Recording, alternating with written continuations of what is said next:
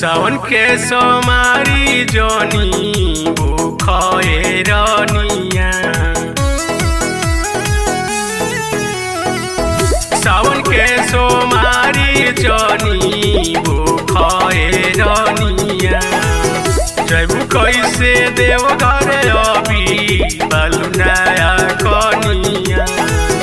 लागेला बड़ी गरम घाम लेके कावरिया चली पैबू न धनिया। करे न पैबू राम।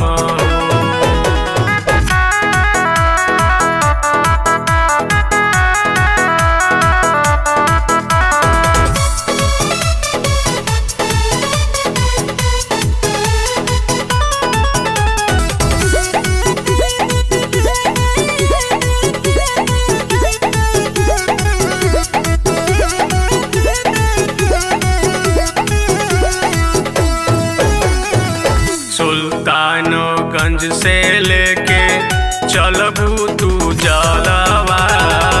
लागी पीराए तो हर पावा हो।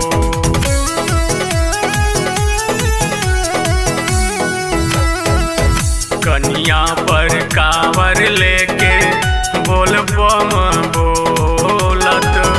कहीं मिली धूप कहीं छावा हो।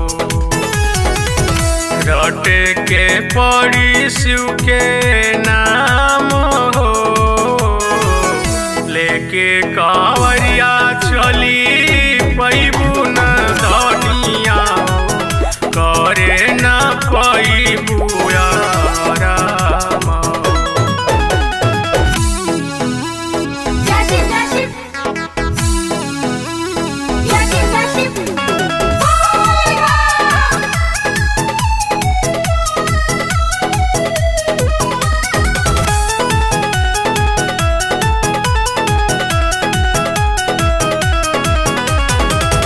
घरे रह धनी ढार शिव जी के जलवा।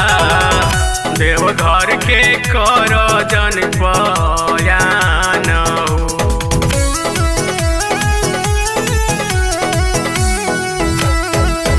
बिगन सतेंद्र बबलू गावस भजनिया।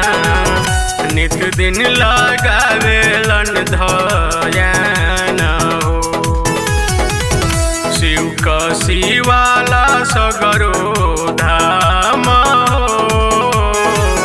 लेके कांवरिया चली पैबू न धनिया।